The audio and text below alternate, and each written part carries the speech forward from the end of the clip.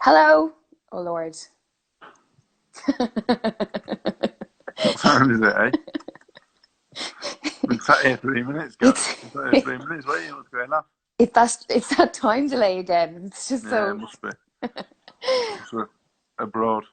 yeah. It was just like it's Ireland. We run a little bit, a couple of minutes behind. Must be 3 minutes behind over How are you? there. Yeah, and well, how are you? Grand, yeah. Well, it's a bit of a shit week because the weather is terrible over here. Yeah, you know what? The weather since I come to Manchester, it's been terrible every day. Oh no Not way. really a good day. It's warm, but the weather's not good. You know what I mean? Yeah. So come on, first week. Yeah, it's been How are good. you You know, getting on? not been doing nothing, nothing mental. You know, I'm just listening to you. I'm just going to turn my light. not been doing nothing really. Just train once in the morning in the boxing gym, running at night. You know. Not gonna bore everyone with that. It's just standard training stuff. You know what I mean? Nothing earth shattering. Just bedding myself in, getting fit, getting some weight off, and checking the cobwebs off. So let's move on to some interesting topics this week. Okay, great. What do you want to talk about? Let's You not know, forget, today was meant to be your thing. You were meant to be like, yeah. Well, right, this is what we're going to do. What happened is this. I've got an actual full-time job. So, Hello? um, so going the And I question. don't? You know what? I've got so many funny stories in my life. Yeah, I'm sure you have as well.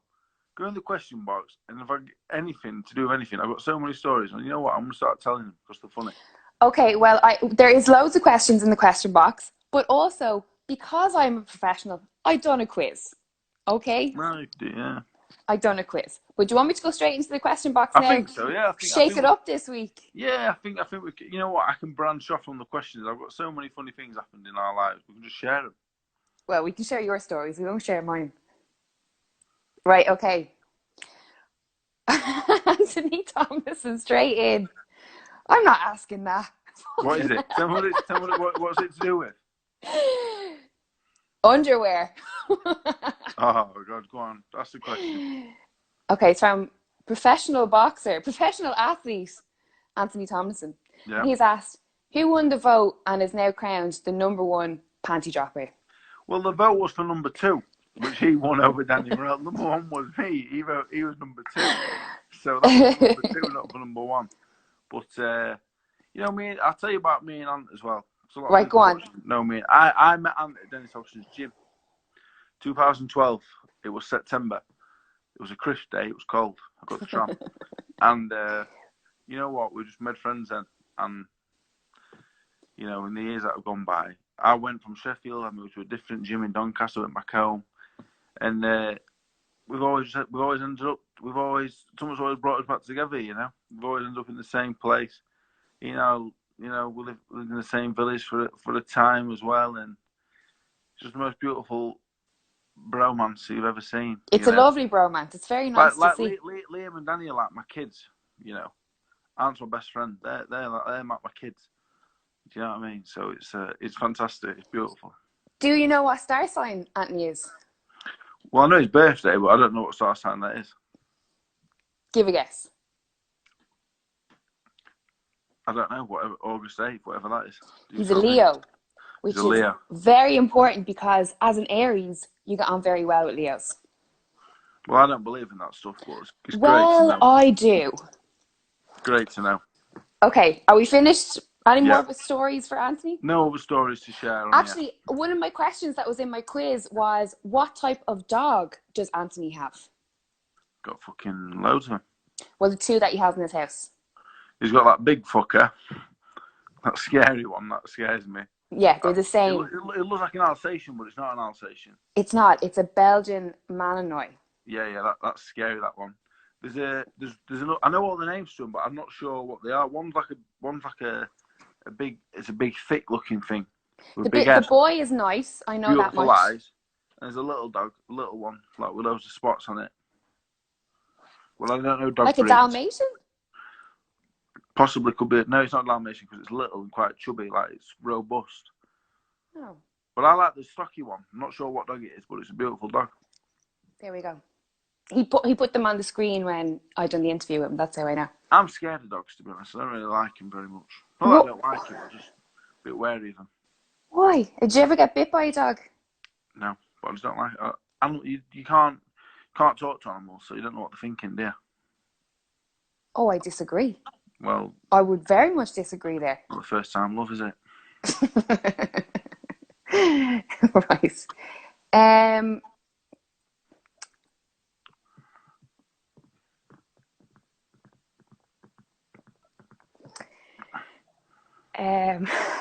Just ask anything this week. I'm open to any questioning this week, whatever we've got. you put me on the spot. You Send know it what I in. mean? Send them Okay. Right. There's a question here from Flossie Fishwick, and Yep. she's asked, "What was the greatest advice that anyone has ever given to you?" The greatest advice anyone ever given to me. Yeah. You know, I've had loads of different advice of different people.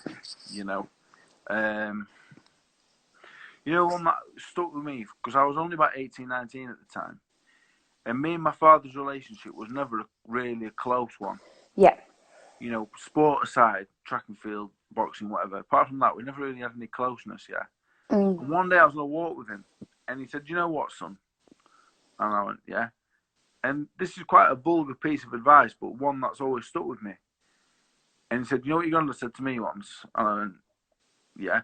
I weren't really a sexually active 18-year-old, to be honest. I was a bit of a late developer. Not that anyone needed to know that. But he said, "Never let your penis rule your brain." That's what he said to me on a walk one day. It's always stuck with me ever since. And I told Danny that bit of advice when I first met him as well. Because I thought, you know what, it always stuck with me. You got to use that head, not the other one. Really important. Well, it's very good advice, but I would think it's more good advice for both sexes. Stay away from it. Stay away from all of that. I just think, you know what? You know the best advice I've ever given people, what I always do is, Yeah. you know what, it's not that kind of program, but you know what, like, you know what, if you're thinking you shouldn't do it yourself and save yourself from going to do it with them. Is that What? Did you ask for my advice? What? Break that down for me again. Oh no! Don't break that down for me. Are you? Yeah. This? No. That kind of Good chat. advice, nonetheless. Though. I will get too uncomfortable. I can't deal with that kind of chat. Well, you're old enough. You're older than me. You know the score. So I'm just letting the young lads out there know. That's wearing very thin. Right, to the question box. Did you know as well, we get more viewers if you did it on any day but Friday. Friday's the deadest day. Well, guess what? It's not about the viewers. It's about the content. Okay. And also... Yeah, great content so far. Bloody hell.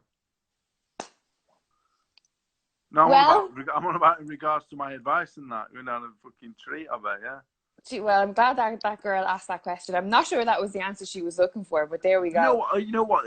That was serious advice, and that is good advice as well. And it's advice that over the years I wish I'd have taken. But the best advice, Brendan Ingle used to give me loads of pearls of wisdom. It's Brendan Ingle's birthday today. Let's talk about Brendan Ingle. The one thing that he said to me that always stuck with me, and I always say it, I used to always say, I remember once I said to Brendan, I said, I can't wait for something. I can't remember what it was. It was 12 years ago. First met Brendan probably 12 years ago, literally to this point now, when I left school. So July 2008, probably the first time I went to the gym, August 2008. And I remember pretty early days I was in the gym. We got weekends at first. Because obviously my dad trained with him from being a young kid as well. So, and I just remember one time I said to him, I can't wait for this, Bren. And he said, you know what, son? He said, don't wish your life away. And it always stuck with me. You know, it was like, well, don't wish your life away. Like, don't say you can't wait for something, because it'll come around eventually. It'll come around quicker than you expect. It'll come around quicker than you ever dreamed it ever would. And you won't want it to. And when it comes, you'll think, oh, God, that amount of time just goes like that. So, not really ever since that day, but as I've got older, I thought, you know what, I can wait for that. I can wait. You know what I mean? I really can wait, because time's going so fast now, I don't wish nothing away. Well, that is really good advice. That's advice I can get behind. And it's very true. If you look at the other advice is good as well. Okay, both solemn pieces of advice. Both strong bits of advice. If after 9 o'clock watershed, be buzzing with it. Ryan Jenks has asked, if you could choose any person in the world to be your trainer, excluding Jamie Moore, who would it be? I was having a good conversation with Rob Tebbett about boxing trainers last night, and I don't believe there's any such thing as a magic boxing trainer. And you know why? I think Jamie's so good? Because Jamie's not coming at me as a boxing trainer. He's not coming at me with 75 punch combinations and saying, look, he said to me earlier today, I spoke to him, I did 6 rounds today, the circuit in the bag, like something different for me. Because I love boxing, like I love doing boxing, I love learning about it. I'm a skillful fighter. So all my life I've just tried to be good at boxing, but I never put the fitness with it, I never put the intensity with it. My work rate's low. I'm a bit of a perfectionist. When I box, I want to do everything right, you know what I mean? I can box, but I don't do enough good stuff because I'm not fit enough, or I don't do the intensity. I do everything really slow and I try to do it right. And he said, you know what, David, I'm not trying to change you as a fighter at all. He goes, because everything, if you become a champion, all the credit's with you. So everything, because I'm the fighter, aren't I? As the trainer, as I always say to Danny, I said, Danny, when you win something, mate, it ain't nothing to do with me. You're the fighter, you go get in the ring and you do it. And Jamie's done it himself, you know what I mean? And everything Jamie said to me earlier, I can't remember it word for word, but I just looked at him and I just thought, you know what, like, I just agree so much what you said. And because he's been a top class fighter as well, like, I just think everything he said to me, I just thought, I agree with that. And that doesn't mean it's right because I agree with it, but I just thought, and this is why I'm working with him, because he might not be the greatest padman or he might not be the greatest at something else, but he's up there, he's a fighter, he's done it all and seen it all. So everything he says to me, I just go, yep. And it comes to a point where I doubt something he says, which I'm sure will happen at some point because I have disagreements with certain things. But I've got so much respect for him as a fighter, and when I listen to him, I think, you know what? Yeah, he's right. He's right there. He's smart. I listen to him. But in terms of other people, like, I know you don't have to box to be a great trainer. You know, your Angelo Dundees and your Customatos and all these amateur fighters or nothing. But you've got to have fought at an high level to have my respect as a fighter, in my opinion. You know? So... Do you think that respect for them as actual people has a major factor to do with it as well? I think so, yeah, but you can't have it all, you know. Like with Darren at work, with Darren, told us Darren, he was world champion. I'd have run through a brick wall for him because he's got my respect as a thing. And I'm not saying you've got to be a great fighter or nothing, because I think the most important thing, like I said to yesterday, it's got to click. You know, me and Danny just works because I say, Danny, do this. It just drives the bollocks off for me. Certain trainers out there, I could work with them, and I wouldn't respect them. I just would think, well, you haven't done it. That's my mentality, though. I hear you. This might seem like a kind of a vague question, but try and answer it as best as you can. But how does someone earn your respect? Well, all the trainers I've had at some point or other, you respect them all for different things. They all bring different things to the table. I always say it's very difficult to say what makes a great boxing trainer, you know?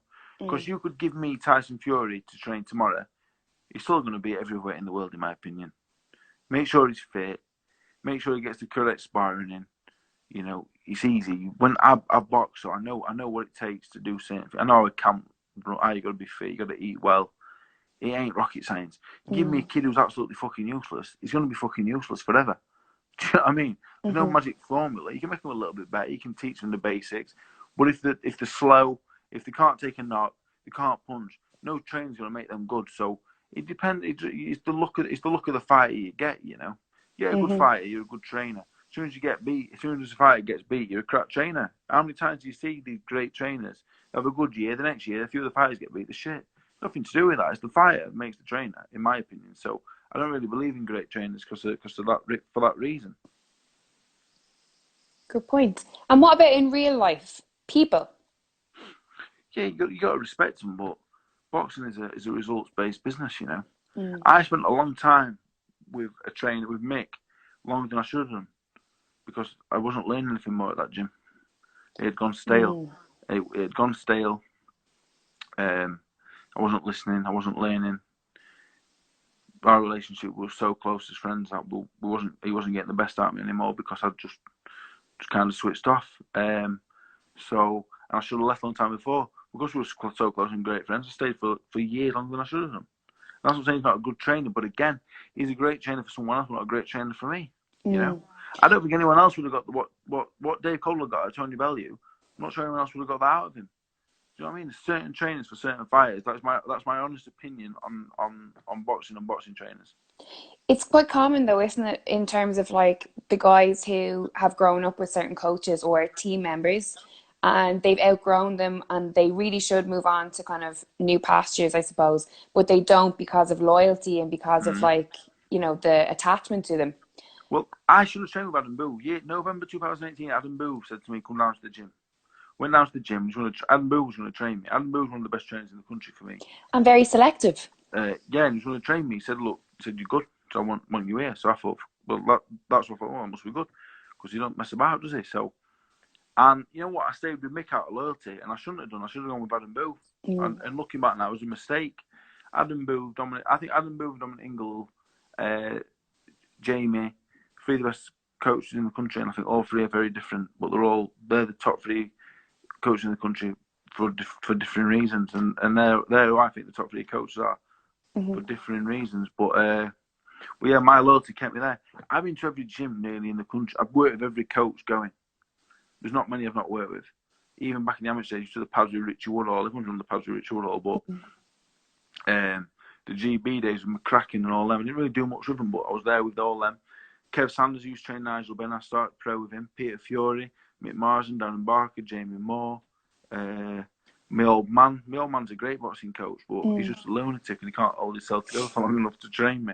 So train with everybody, and I think to be a good fighter, you've got to go and have a taste of everything. Like with Danny and that, I train him, but with Jamie today, I've had him in so many different gyms. I said, look, go to that gym today. He was training with Dominic Ingle up at the gym, not with Dom, but up at Dom's gym for a few weeks. So we'll go and train up there. So you got to get one. If you only get one person showing you something, you're only going to know what that one person knows. You know. But for me, I know what 30 different coaches know. I've got the knowledge of 30 people that have been passed down to me that I've picked and I use that. But he's only getting my version of that. So I said, look, I say to Danny all the time, go to this gym. I said, can Danny come to your gym and train there? Yeah, of course he can. He goes down and he picks and learns things off there. So it's the same with anything in life. It makes sense, doesn't it? But there's also coaches who don't like that and who don't like their guys going to different gyms, even for something like sparring, you know? Yeah, but that's that for me. If it comes, like, it's difficult for me now. I've been everywhere. You know, as far as my boxing, I don't think my boxing skills are going to get any better. It is what it is. I think I'm a very competent fighter, pretty clever. I've picked up things that I've picked over the year. Whatever I'm going to do, I'm going to get fit, I'm going to get stronger. Jamie, I think, is going to install a confidence in me I've never had before. That's what he's giving me. He's making me feel 10 foot tall every time I'm in the gym. But in terms of boxing, I'm going to get much better. Probably not. Jamie's going to make sure I do the good things more of it. I'm going to be fit so I can do it more. But it's an ego thing. I go back to Danny all the time, but my ego's not too big for me to say to Danny, like with Jamie, when Jamie takes on the pads, go on the pads with Jamie. You know? When we went to Dom, I said, do whatever Dom says, you do. Wherever he goes, whatever the coach says, you do that. You pick and learn off them. If it works for you, bring it back to me and we'll do it. If it don't, that's fine. Nothing ventured, nothing gained. So I think it's an ego thing. A lot of people say, oh, well, don't go there because they might nick you off him. If Danny went to a gym and they said, well, the train's really good, I'm enjoying it. So we'll train there for a bit. I said, if you're not enjoying it or you don't think you're getting any better, then come back to me. But so far, so good in that sense. But I think it's an ego thing. I agree. I think so too. Okay, did a question box. Let's.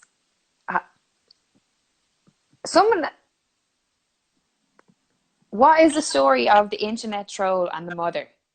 Well, basically, a few years ago, he was getting so much grief off his kids, yeah. And I don't know how old he was, like a young bloke, and on Instagram, like. No, I think it was Twitter at the time. I think. And so anyway, I found him on Facebook, and I found his mum on there. Yeah. Did you tell her? So I messaged her on Facebook. And I said, look, well, you're probably too old for the telling off. But I said, look, what we're going to do about this? I said, I'm not happy with it. So anyway, well done. That's actually that's a really good thing to do. So we got talking. Anyway, she travelled down to my house, and she went to your house. Anyway, so things Why happened. did she go to your house to like plan? What?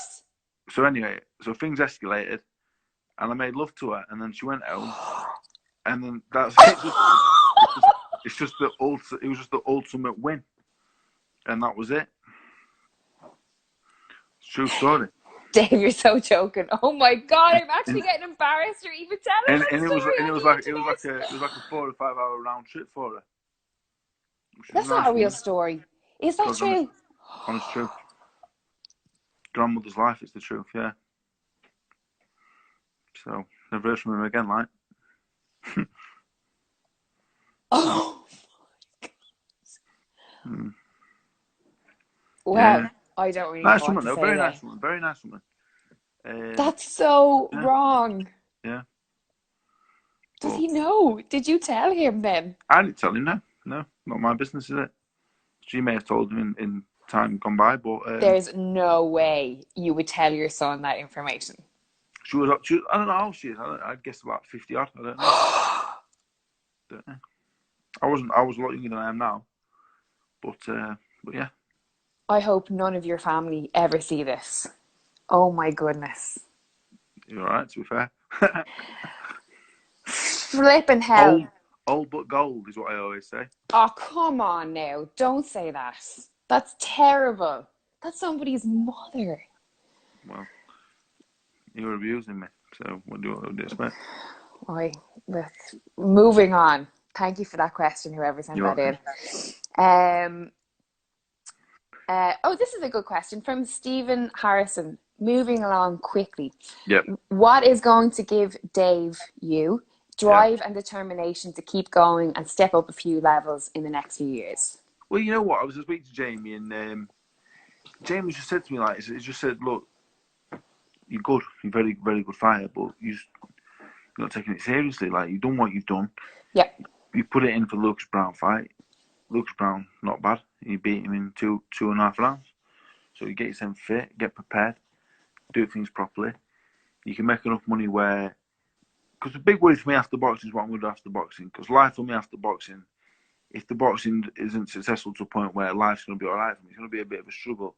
Mm-hmm. You know, because without boxing, even if I made £1 million, it's still going to be hard without boxing because it's my life and it's my routine. It's something that I've always, in the back of my mind, boxing's always kept me out of trouble because I've always thought, if I get any kind of trouble or do anything like that, I'm not going to be able to box. So it's always been in my mind. It's always kept me sane and I'm not a bad kid anyway, but on the straight and narrow in all aspects. Yeah. So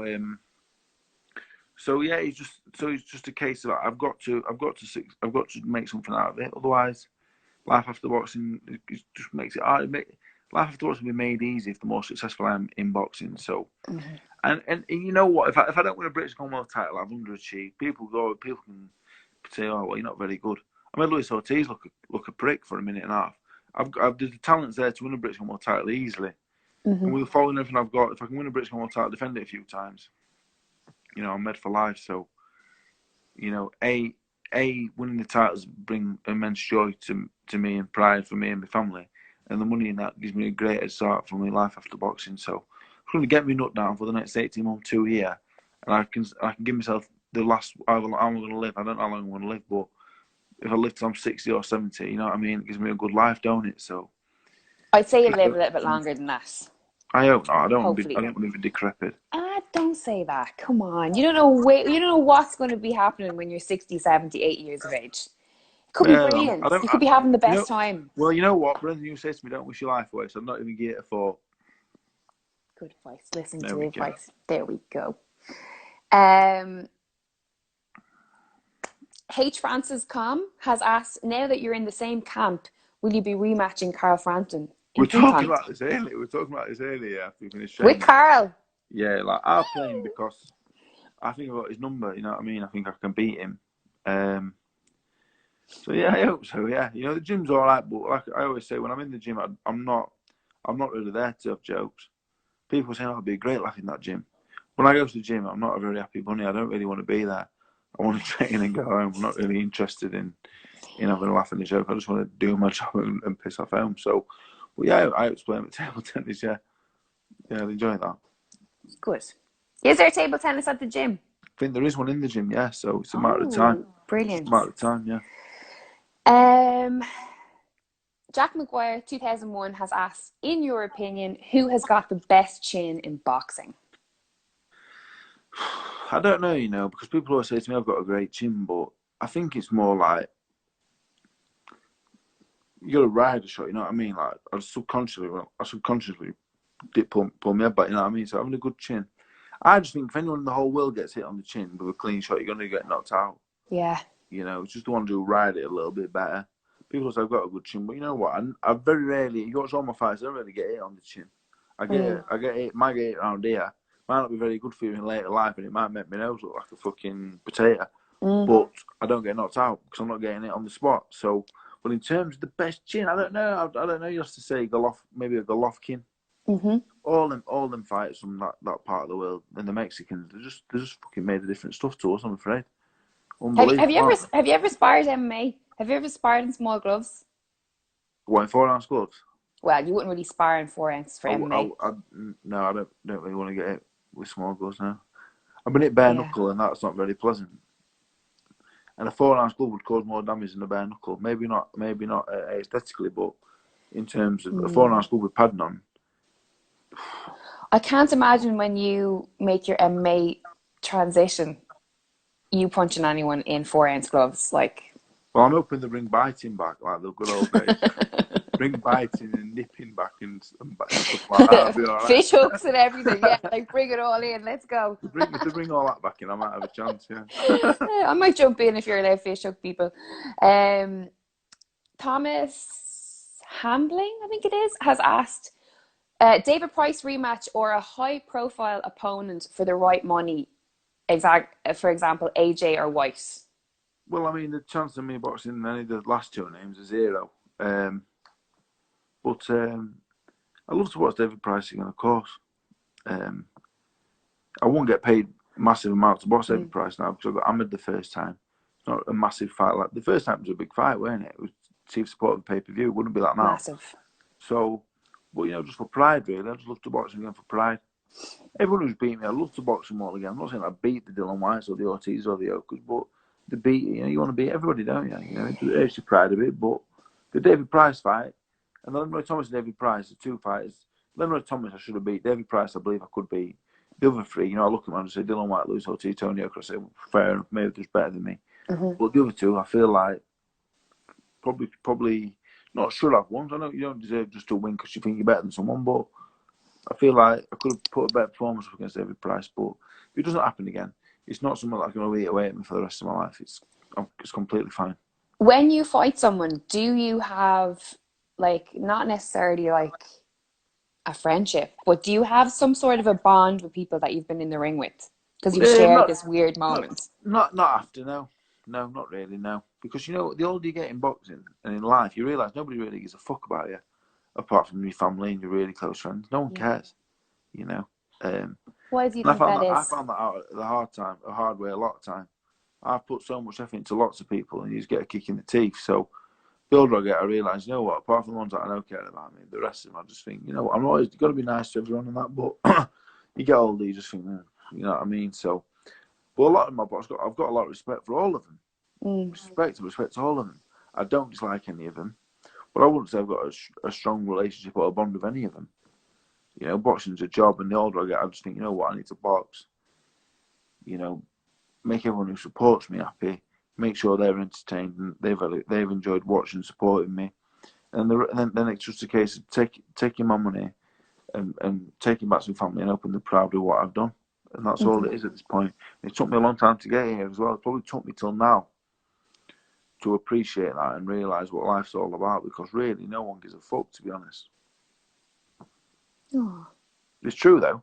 It is true. It's not really something that needs I agree. I agree with you. I'm saying from the perspective of, I don't know if I agree with it being that harsh. I definitely agree that people don't care. People only care about themselves, because I think that's a biological thing. That's a survival thing. I've been a sparring partner to lots of fighters, yeah? Yeah. And over the years, I've done it because I thought I've been a friend to them. And then over time, you realise I'm not their friend. Piece of meat that's there to get it, which is completely fine when you're getting paid for it. It is what it is.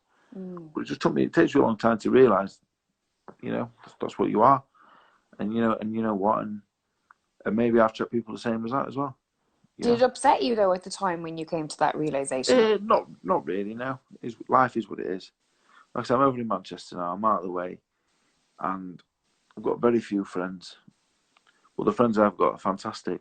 Well, who needs many friends when you can count good friends on one hand? Right? As long as people are nice and respectful, I don't want everyone to be my friend. You can't expect everyone to be your friend. You don't want 1,000,001 friends.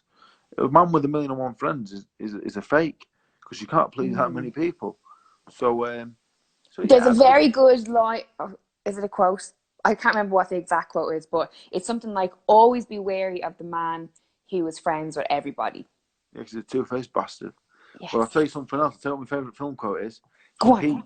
When you feel the heat around the corner, Love that you've got to be film. ready to walk out in 30 seconds flat. And you know what? I always try to live. I always What? live by that. Yeah, Say that again?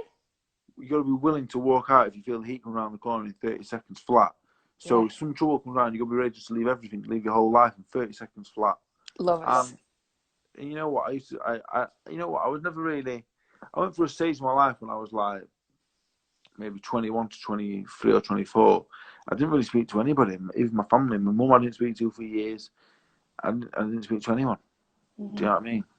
Me and my girlfriend at the time, we moved away, and I didn't speak to anyone. And that culminated in 5 years ago yesterday. That's when I tried to kill myself. It was Royal Ascot, and it was a Thursday, Royal Ascot, 2015. No way. And then that's when I realised, when that happened, that was a realisation of, you know what? That's when I started speaking to my mum again, a little bit. You know, it was never the same. But that's when I started speaking to people after that. That was enough.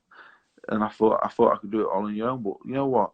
You can't have 1,000,001 friends, but you got to have a few people around you. Because I got really lonely. Certain things got on hold of me.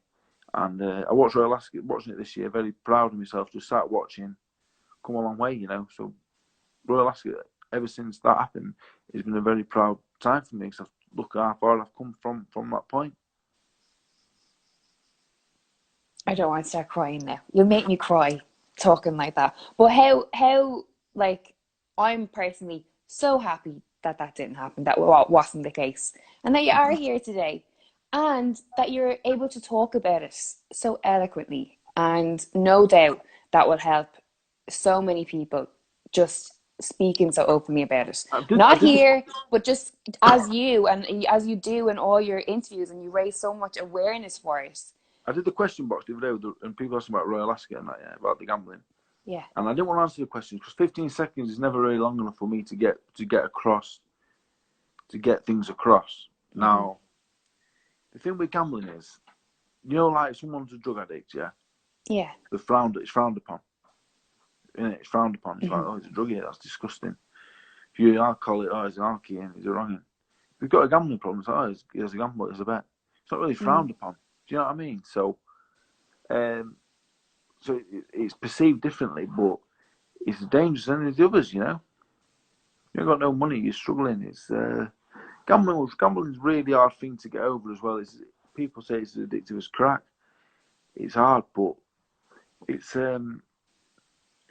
people mess with this, and I've lost this amount in this time. I've done this, and as a form as I was at one point, fucking really bad with it. It's like, and one of my good friends have the same problem, and it's just like I struggle to give advice on it. You know, something I really struggle to. I struggle with it because when they talk to me, I'm hearing myself. You know, years ago, I'm hearing myself, and I just think I can't help you. You want to help them, but you can't. I can't. I physically don't. I physically don't have the words to say. What can I say? I don't know. So for all the people messaging me about gambling and stuff, I can't really help you. I don't know. I give the same advice every time: give money, give it to a loved one, get them to look after it, so you can't get hold of it, and all the rest of it. But in terms of it, it's something that I struggle with because it ruined my life for a long time. So it's always something that I always struggle to talk about. You know, something that I've tried to lock away and keep away forever. So it ain't that deep really now. You know, I look back at my It life now. is. It No, you know is. what? I look back at my life now. I only have one regret from that time. The girl I was with a girl from being a really young age. Well, not a young age, but we was kids and we was together for 6, 7 years. And the only regret I've got is that before the boxing picked up and the gambling stopped, she wasn't the way it ended. You know what I mean? It's the only regret I have. I don't regret anything else. I don't regret a penny that I lost. My own stupidity lost it. You know, and I had some hard times from it, but you know, we live and Yeah, learn. but I'm a very big believer in, what's for you doesn't pass you. Time is a great healer. I know that sounds so corny, but it's really true. And you never know. Things that have happened to me in my life at the time when I've been like, oh my God, this is the worst thing ever and it's never going to be better. I'm never going to have these relationships with people again. And then as time goes on, weird things happen. The universe moves in mysterious ways. As I always What's say to for you, you? everything is temporary. And Yeah. another saying, as we do like our sayings, is, you know, today's big breaking news is tomorrow's fish and chip paper. Yes. You know, so, and it's not ideal if you're losing thousands or tens of thousands of pounds. But you know what? If that happens, it's a case of, you know what, it's been and gone and done. You know, wash your hands of it and crack on with it. Crack on with the next day. It's hard, but for people, when I had a problem, yeah, and eventually I've just faced up to it.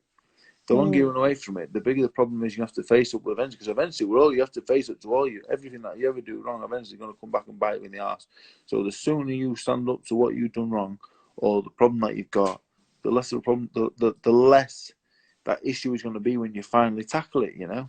So yeah. Have you been able to ever, can I ask you about, Yeah.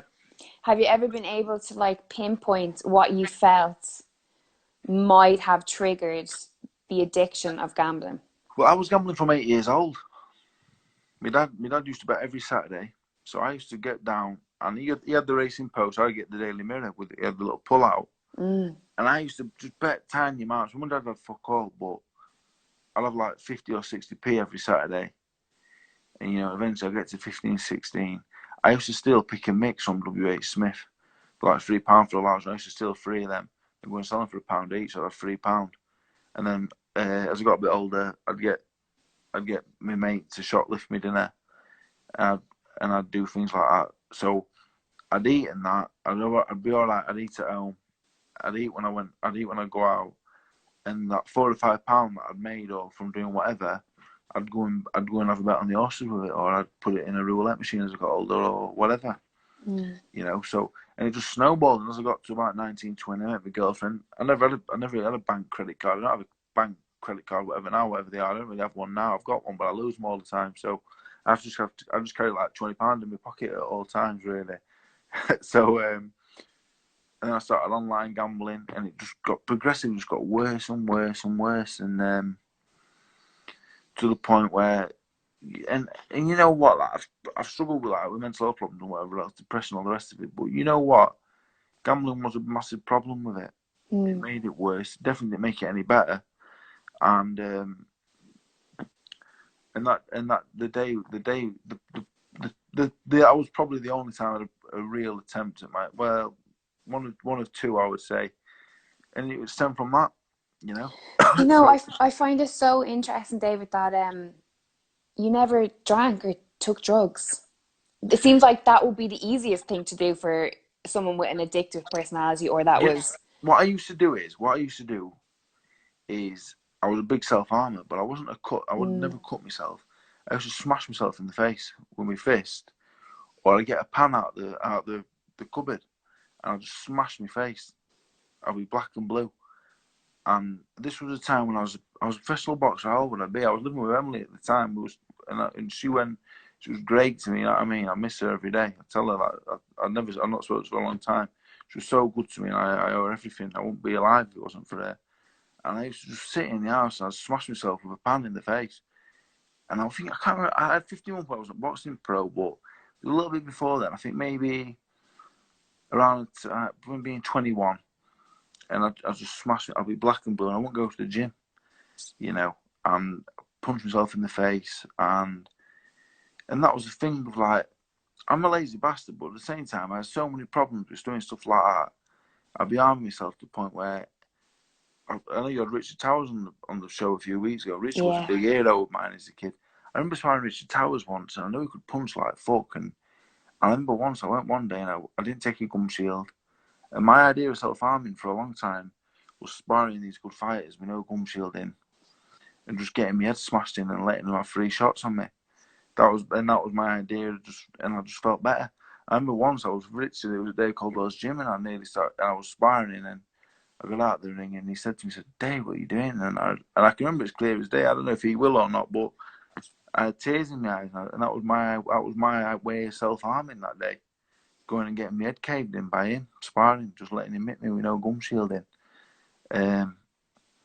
And people always say, well, I'm very lazy. I've let myself down loads of times, but a lot of the time, I won't go to the gym because I was doing stuff like that, you know, and I was in a bad way at home, you know, and Emily would look after me, and it was really hard. I've got better as I've got old. When I was 21, 22, 23, I pulled out so many fights as well. When I was Dennis Hobson, it was great with me. With Steffi Bull after that, I pulled out loads of fights. To the point me and Steffi fell out eventually, and given my contract back, we had a big fallout. So I was pulling out of fights. But I was at home, you know, self-harming. You know, I was messing about with women and that, trying to fucking fill a void that was there from fucking feeling empty and that, and women never filled it. The gambling never did, and it's took me till recently just to be all right, just get on an even keel and just be like, stop all that nonsense, you know. So, but it's good I can talk about it now. And I know people, there's a lot of people the same, because people that I'm not going to mention his name, but but a lad I know, he was the same. I said to him, I was the same. And I said, look at me now. So I'm the man you look up to now. I said, no, I can't. You can be the same, mate. And he's doing really well. So, that's his life. Mad, isn't it? Yeah, Who it's so would think it? bizarre to hear you talk about. But Not who would? bizarre, but it's just like, I've so much compassion for you. Do you know what I mean? But at For 28 what you've years old, gone through. now, like, I'm someone that people can look up to and say, you know what? I'm not proud of myself. I've done fucking, you know what I mean? At one point, I was a junkie gambler. If I was bad on drugs, I wasn't gambling. I'd be a junkie, a loser, you know. So I have compassion for people like that, because I just think, you know what? I'm no better than you, and what you're perceived to be with my problem, but it just wasn't. But it's not looked at in the same light, you know. So I'm just fortunate. Great, my sister was fantastic. Emily was fantastic. All my partners, well, the two partners I've had since was great. All helped me, and I'm here today. only had fallen off only a couple of times a year recently, you know. So my head's not fell off since March. It's amazing. Through maturity, I don't have many friends, like I say. Got Danny, Liam, and Paul, Lee. I could name them on basically one hand, maybe two. You know, it took me years. So all I need is a good friend, and keep myself out of bother. Don't talking shit. Don't be doing silly shit, and life will be all right. And you know, I would never say I've got it cracked, because I ain't. Because I'm only ever one bad turn away from fucking going back there. But I'll never go back where I was at the lowest point, and I'm happy with that. Oh, Dave. Oh. I can't believe that it was like 5 years yesterday. That's insane.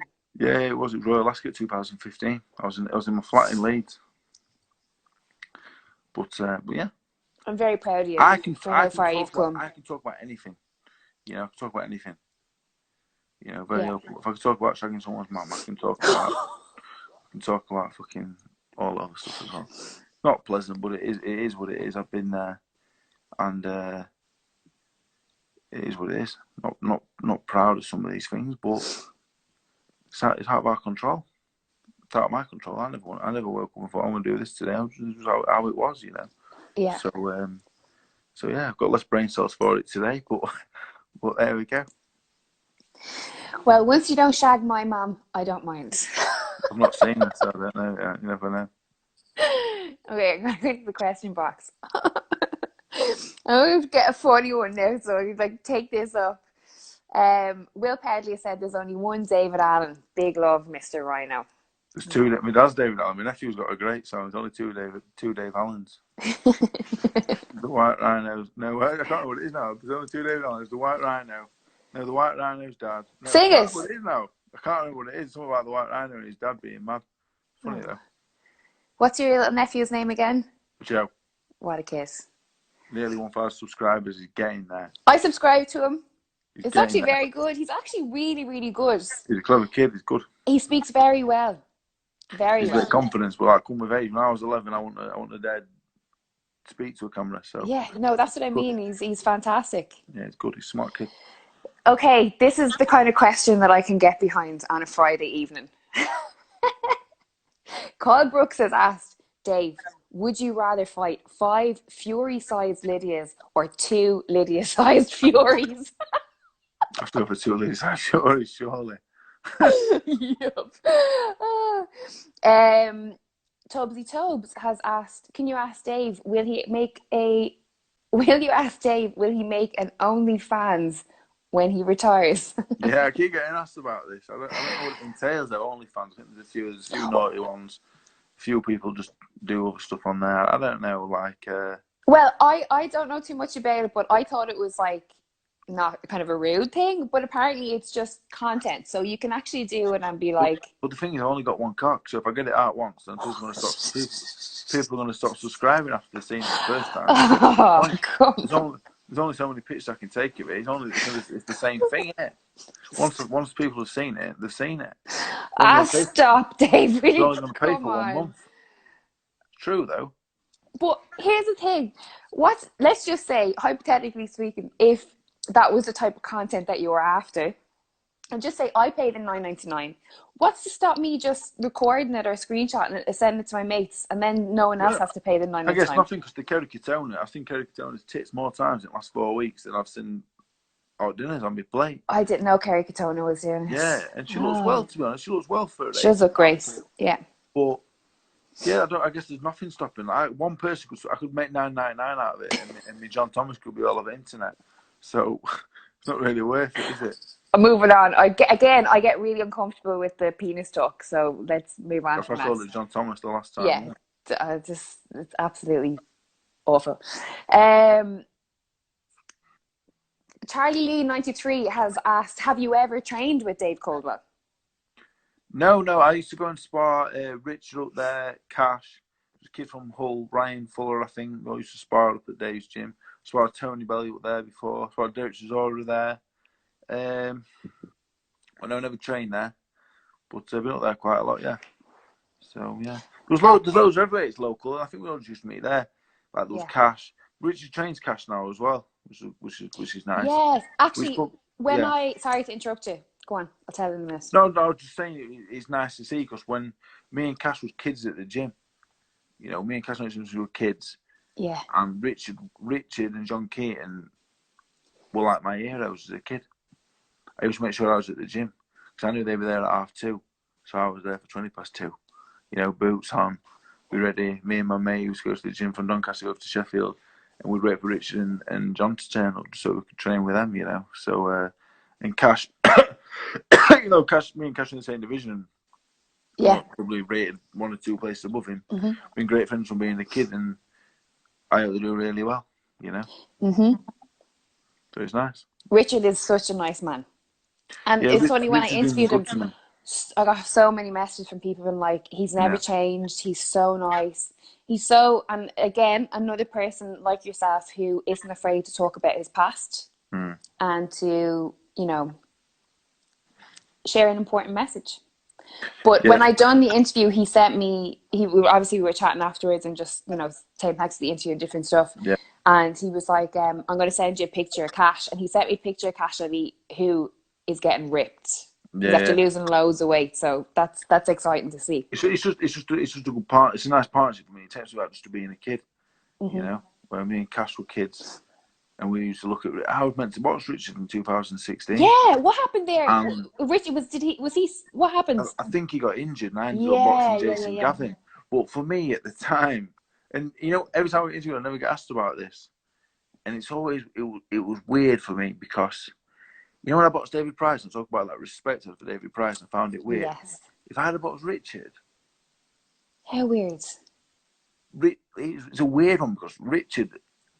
When I was a kid, when I was 16, 17, 18 at Brendan's gym, it wouldn't be too far out of the realms to say he was one of my heroes. Mm. I used to go to my mum and say, Richard and John Keaton, they spoke to me today. So to think that I was in a boxing at that point in time, it was a proper mad situation. Yeah, it was weird. How weird is that? How boxing works? That like literally you can be reared by someone and then fight a couple years later. Yeah, but when I went to the gym, I was 13 and a half stone, and I didn't think I was ever going to box a day in my life. I didn't really think I was. I never really. I didn't know what I was going to do, to be honest. So yeah, but looking back, I'm glad it didn't happen Mm, because yeah, and John Keaton as well. yeah. Talking about heroes as a kid, you know, and honestly, on about Brendan earlier, that gym, Mm, that gym as a kid, like just even though I had proper hard times from my early 20s for years where I was struggling with gambling and other things.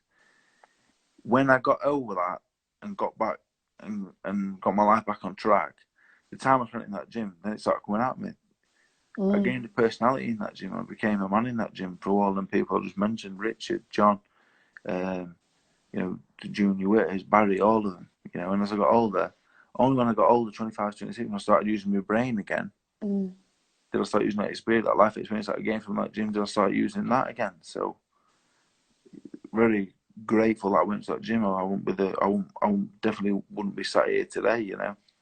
Oh, like it's so special, even to hear you talk about it, because like I say, anyone that I've interviewed from Ingle Gym, past or present, just the stories that surround the gym, and like it's not even just like boxing; it's sort of like culture. Do you know what I mean? It's more than boxing. It's what it represented, what the meaning, the message behind the gym, and what Brendan wanted to convey with his coaching. It's huge.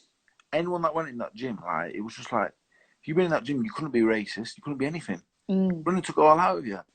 There was everyone was in that gym from every walk of life, every yes. religion, everything. Everyone was in that gym, Mm. and everyone respected each other. Everyone was nice to each other. It was just the most amazing place, honestly.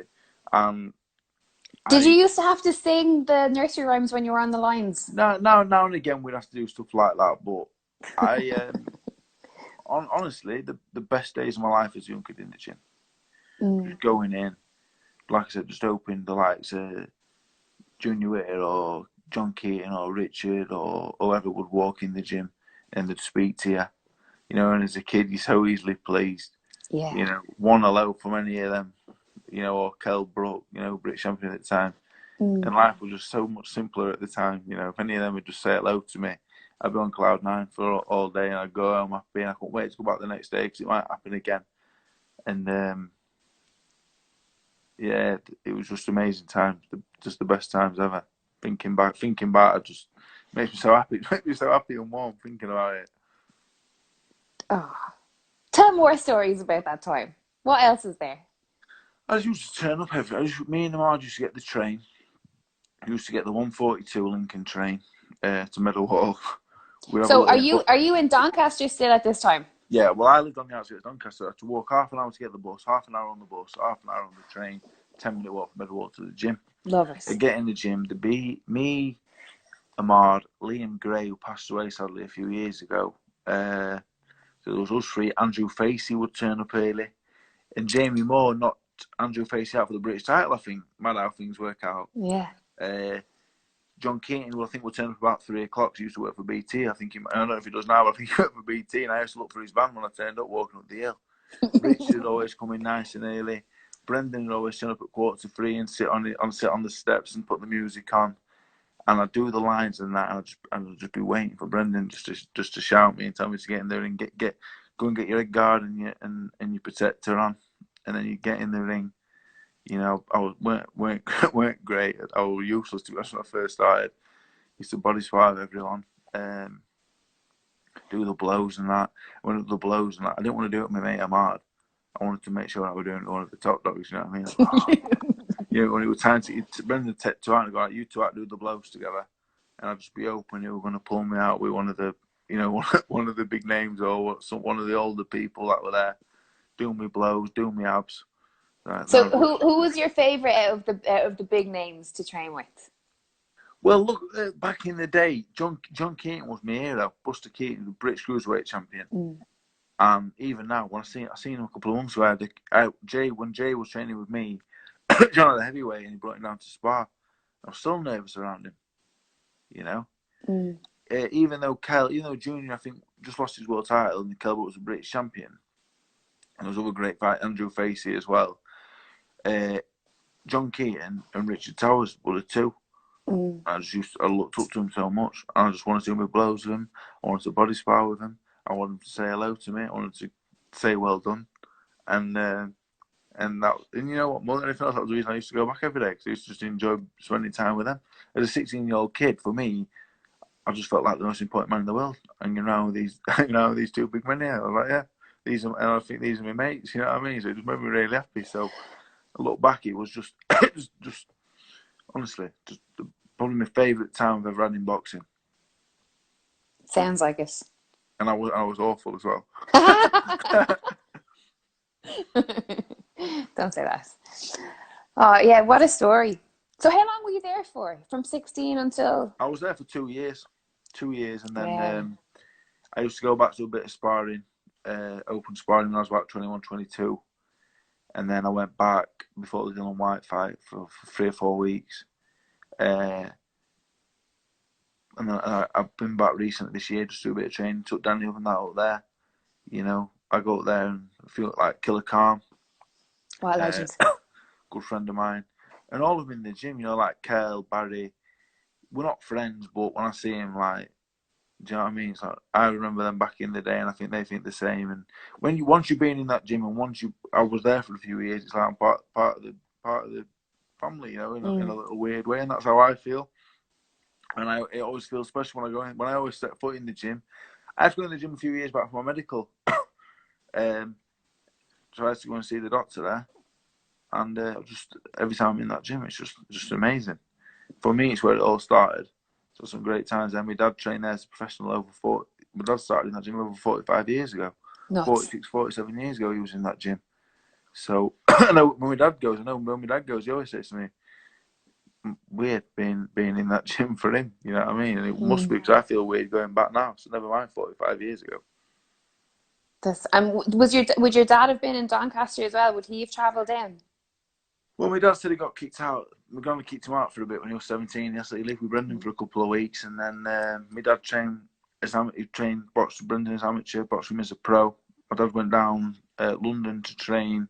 He was a sparring partner for Lloyd Dunnigan, and ended up boxing pro for George Francis. They had Frank Bruno and everything. My dad was down there at that time. And he came back and finished his career with Brendan. And he boxed on the Bramwell Lane show at the pond. And 34 years later, I boxed on there was 2 Bramwell Lane shows at the stadium, 34 years apart. And me and my dad both boxing them. 34 years apart. There's not a show. 1984 was the last show at Bramwell Lane. 2017, there was 34 years between them. And my dad boxed on the last one, and I boxed on the 2017 one. What a story. So, yeah, it was great. Well, we are just out of time. I've just gotten the minute warning to say that we are out of time this week. That was a great chat. Anytime. Thank you very much. Thank you for sharing and being so honest. I really do appreciate it. No, everything else, they're all my recollections of my life. Yeah, no, it's really good. Thank you very much. I really appreciate you speaking about it. No, it's all good. Thanks for making me cry. I've only cried twice doing these interviews in quarantine. Tonight and when I had Sonny Edwards on. So there you go. Okay, so have a good week. Quiz next week, yeah. I'm going to revise a lot. Okay. I'm going to save my quiz for next week and we'll do it next week. I'm going to ask Anna about all these dogs and that when I go. Yeah, do. I know. Oh, find out what the spotty one is. I will do. I'll let you know. Okay, thank you very much. All right, nice okay, good night and talk to you soon. Catch you all later. Yeah, Goodbye. talk Bye-bye. to you. Bye-bye.